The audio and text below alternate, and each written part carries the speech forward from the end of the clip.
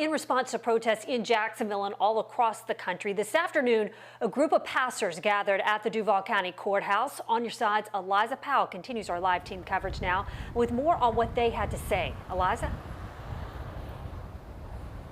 That's right, Heather. Those three pastors said in their press conference earlier today that they can no longer sit back and watch what they claim is injustice going on in Jacksonville.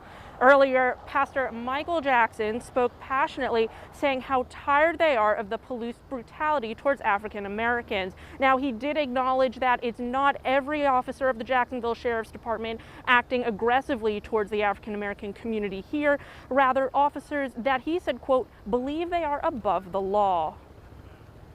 And there are some good police officers out there, but we're saying enough is enough. Not to hide behind the blue shield. Those bad cops have to be held accountable.